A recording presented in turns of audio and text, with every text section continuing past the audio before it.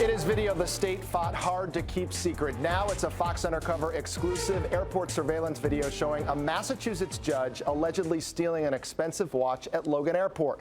State police called it larceny, but when the Concord District Court judge went to court, the case suddenly disappeared without any charges being filed. We spent months fighting for police records about this case, and after finally getting them, they're raising a serious question. Was the judge let off too easy, all because of her position? This is video you were never supposed to see. Video of Massachusetts District Court Judge Patricia Curtin allegedly stealing a $4,000 Cartier watch while passing through security at Logan Airport. Judge Curtin removes the watch from the bin and holds it up to a TSA employee with her back to the judge. Then she returns the watch to the bin and starts to walk away, but then comes back and takes the watch. Judge Curtin certainly didn't want to talk about it. Hi, excuse me, Judge Curtin. Mike Bodette with Fox 25. We wanted to talk to you about the Logan incident. And the state has been tight-lipped too, repeatedly denying Fox Undercover's public records request to see police reports detailing what happened on that day back in February. Something seems fishy here. It certainly, if you're looking at it from the outside, it certainly does. Former Boston Police Superintendent-in-Chief Daniel Linsky says transparency is key when dealing with cases involving public officials. It's critical to be transparent both for their benefit and the department's benefit to make sure that we're dotting I's and crossing T's, especially when somebody has some influence or power, just to make sure that it's all above board. But a lack of transparency has surrounded Judge Curtin's case. The only clue something actually did occur, this state police log from the airport, indicating Patricia Curtin would be summoned to court and charged with larceny.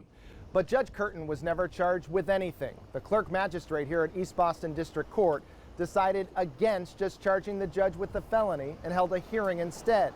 A hearing at which the clerk magistrate himself looked at the evidence, including the video of the judge taking the watch, and decided it did not support a criminal charge. Because the judge wasn't charged, the state police refused to release their report, saying they're not public records. And so the details of this case have remained a secret for more than 6 months.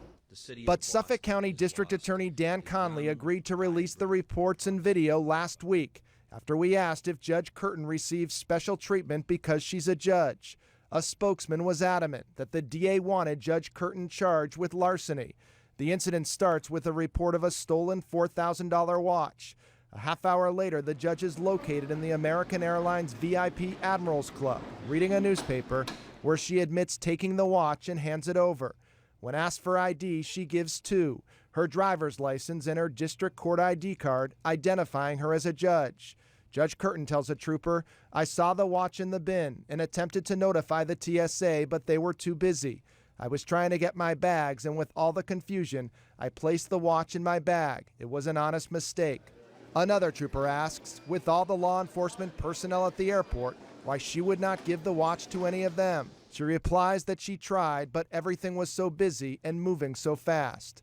Back to the video, which shows the judge removing the watch from the bin and holding it up to a TSA employee who isn't looking at her. She puts it back in the bin, starts to walk away, but comes back to get the watch, ignoring another TSA employee who's right next to her. According to a trooper who watched this, based on the video, I formed the opinion that the judge had substantial opportunity to return the watch to the TSA and failed to do so. Can you tell us why you took the watch? Ma'am, if you were trying to return it, why'd you walk away with it?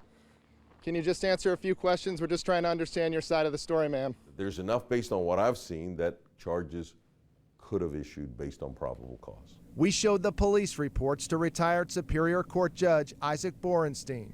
If the district attorney and the state police that investigated this wanted it to go forward, one has to ask oneself, well, why was that decision made not to? Why were their requests rejected? Joseph Ferretra is the clerk magistrate who let Judge Curtin off the hook after a closed-door hearing in East Boston District Court. He watched that video at the hearing. I saw her pick up a watch and try to return it, and then later it got returned. But she walked off with the watch, didn't she? She walked away, yes.